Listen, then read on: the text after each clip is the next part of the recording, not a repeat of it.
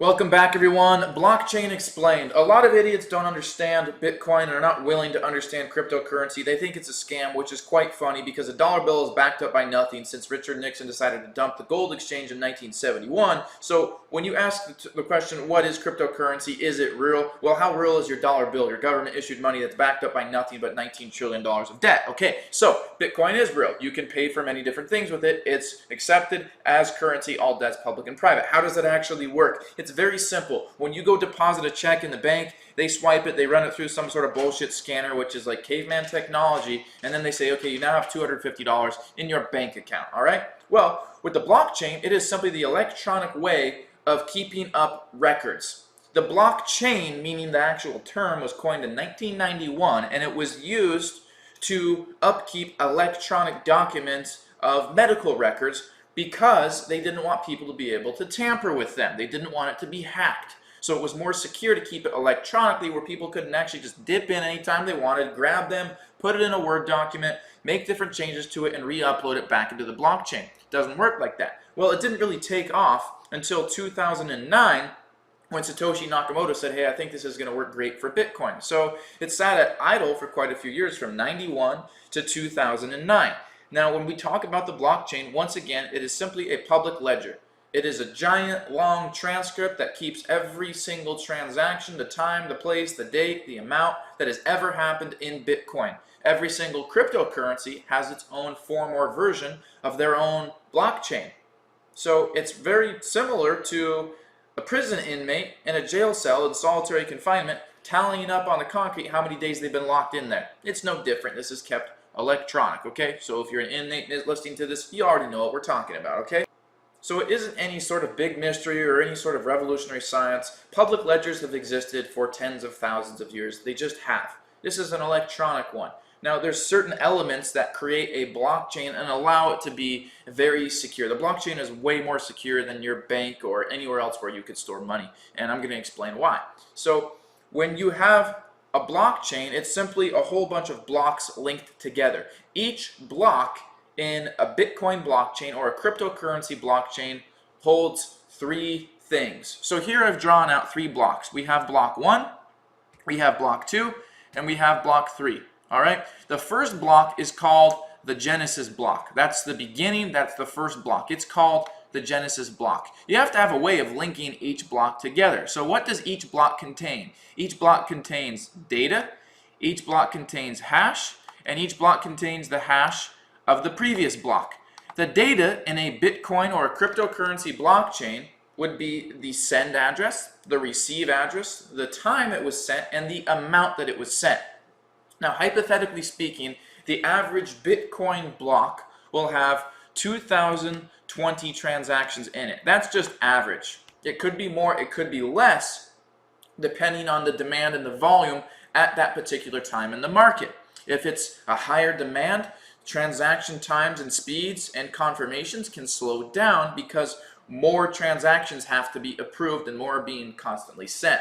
So you have block 1, block 2, and block 3 in this example. Each block contains data, which is the send address, the receive address, the time sent, and the amount. Each block contains a hash. It's essentially a barcode. It's a number or a series of letters and numbers that identify that particular block.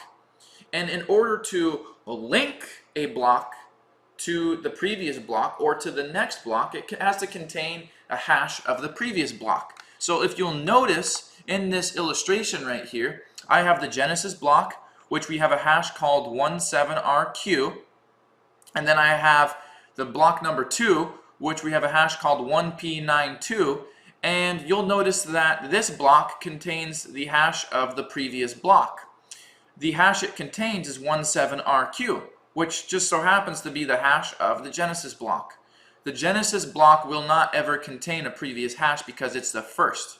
It won't exist. So what you need to understand is the previous hash links it together. So right here, this actually wouldn't exist. We could take that out and move this back over. There would be no previous hash in the first block. So block 2 has a hash of 1P92 and it has a previous hash of 17RQ. If you'll notice, I've drawn this line right here that shows that this hash is the actual hash of the previous block. You'll notice that block 3 has a hash or an identification of 4ij7. You'll notice its hash of the previous block that it contains is 1p92, and it just so happens that the actual hash of the second block is 1p92. This links each one back together. That's what creates the links. So the block itself contains the data, a hash identifying this particular block, and the hash of the previous block. When the second block is formed, it's assigned a hash, and it's given a hash of the previous block to link it back. Each time a new block is created, it has to link back to the block before it to prove that it's linked together and to verify that what's actually happened in this block has indeed happened before the next block can be added to the blockchain. Every single new block that is added is released out into the blockchain, and it updates the public ledger, which is the blockchain. Everybody that has Bitcoin, everybody that has a particular crypto has that updated version of that particular currency's blockchain, which is a public ledger. They have the updated version of the public ledger of the blockchain of that particular currency. How is it kept up? How is the blockchain regulated? How is it kept up with each new block and each new transaction that happens? This is done through what we call mining. Miners are placed throughout the network, which are essentially people that have dedicated their computer's power and energy and time into solving Bitcoin transactions. So what happens is nodes are placed throughout the network. All these nodes, hundreds of them, thousands of them are placed throughout the network. Every single time a transaction happens in Bitcoin or in cryptocurrency, all of these nodes have to say, yes, it can happen. That is a valid Bitcoin address being sent from, and that is a valid Bitcoin address being received to. And these nodes say yes, yes, yes, yes, yes, yes, yes. If any single node does not agree that a transaction is valid, it will not accept them. For example, if you're sending Bitcoin from a Bitcoin wallet address to an address that you screwed up on, it doesn't have one digit, is missing. You accidentally grabbed somebody's Ethereum wallet address and you're trying to send to their Bitcoin wallet address. It will say, nope, that's not valid. It'll spit it out and it won't care about it. It won't even acknowledge it. But when a validly sent Bitcoin transaction takes place, the nodes all say, okay, yes, it's agreed. That was my node sound.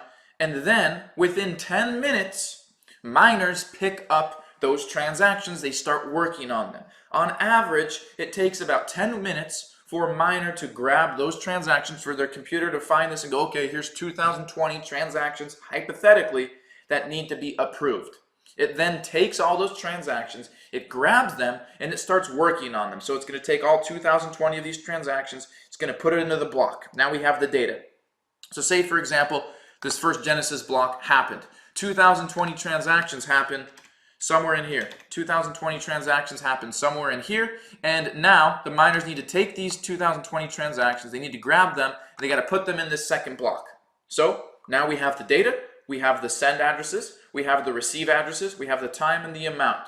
The Genesis block has occurred, the first bit of Bitcoin transactions have happened. We now have the nodes confirm the next set of transactions are validly sent, and now they need to be proved. Now they need to be worked on. So now, within 10 minutes, the miner's software grabs the next pool of transactions, the next 2020 of them, they put it in the block. They start working on the second block, the block right after the Genesis block in this example. They pull all 2020 of these in, they go, okay, here's the send address, here's the receive address, here's the time, and here's the amount.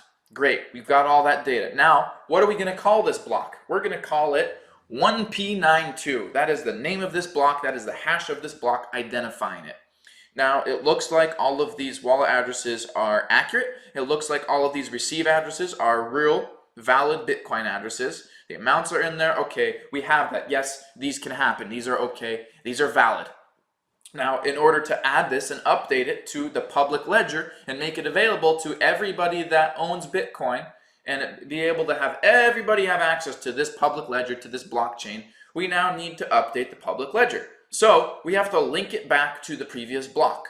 What was the hash of the previous block? The hash of the previous block was 17RQ, okay? The hash of the previous block that block 2 will contain is 17RQ. We can link it, update it, boom, it happened. Yes, it's real. Now the blockchain is updated. The miners have updated. They've regulated. They've kept up the public ledger. Now everybody has their new version of the Bitcoin blockchain, the public ledger, in which all transactions sent and received have been recorded since the beginning of time with Bitcoin, as goes for every single cryptocurrency out there. So now you have the blockchain explained. That's what happens. Now, oftentimes, you will see with Bitcoin, when you send it out of one wallet and into another, oftentimes you'll see something that says 0 of 2 confirmations, 1 of 2 confirmations, 2 of 6 confirmations, and so on. Some wallets tell you you have to have 6 confirmations before it'll be in there and show as an active available balance in that wallet.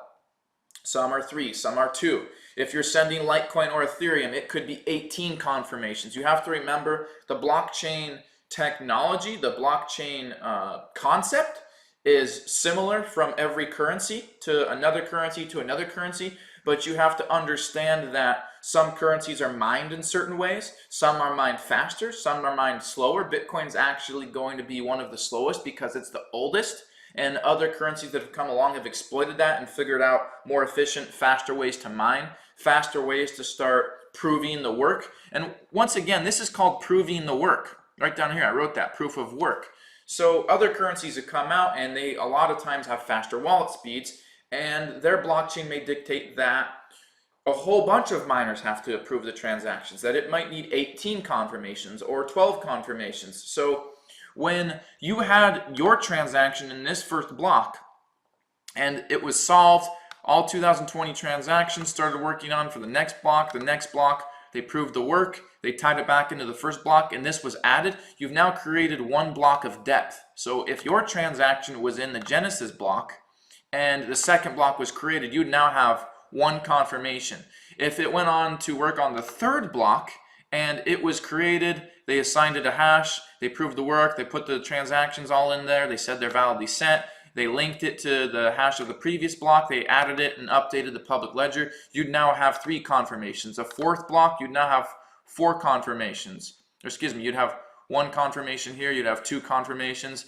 The fourth block would give you 3 confirmations, the fifth block would give you 4 confirmations, and so on if your transaction was in the Genesis block. So 1 confirmation in block 2, 2 confirmations on block 3, you'd have your third confirmation on block 4 if your transaction was in the Genesis block. Now, how secure is it? How secure is the blockchain? Can it be hacked? Yes, it can be hacked. How would it have to be hacked? You would have to control 51% of the network. First of all, that would be your first prerequisite. What does that mean? When I'm currently making this video right now and Bitcoin is worth hundreds of billions of dollars, that would mean you would have to have 51% of that yourself, or you and your buddies would say, look, we're going to hack the Bitcoin blockchain, we're going to take over Bitcoin, and we need 51% of it. You'd have to have some pretty rich buddies, you'd have to get through a lot of regulation, and you'd have to get through all the exchanges and figure out how to own 51%. First of all right? So kind of a big deal. That's why it's peer-to-peer. That's why in order for transactions to take place and say, yes, they're valid, the whole network has to agree. Every single node has to agree. All the miners have to agree when they are working on that particular block, that particular group of transactions. That's the first thing. So it's peer-to-peer. How else do we secure it? We do proof of work, which is where the miners prove the work. They say, yes, here's this group of transactions. Yes, they're valid. Yes, they're validly sent. Yes, they're going from a Bitcoin address to a Bitcoin address. Yes, they can happen. We're going to tie it back in. We found the previous block. We reverse engineered it, and boom, we've tied it back in. We've assigned the next block, the previous hash of the previous block. Okay, good. On to the next block. Update the public ledger. They'd have to control all of that. So it's secured through the process of hashing, through the process of mining, through proving the work, and through the process of having it be peer-to-peer. The blockchain and cryptocurrency is a network, it is a technology, and it is a currency. By making it peer-to-peer, you secure the network. By having to prove the work, you limit the risk of hacking, and by assigning a hash, you would have to control 51% of the network. You'd have to reverse engineer every single block in the blockchain, which is hundreds of millions by now. You'd have to reverse engineer every single hash, change every single one of them to be able to hack Bitcoin. you have a much higher chance of a bank robber coming into your bank, holding your bank teller at gunpoint, and taking out your money. That's a much greater risk than Bitcoin ever being hacked. And now you have the blockchain. I'm going to put this document right below this video if you want to print it out and keep it for your own records, and we will see you in the next module.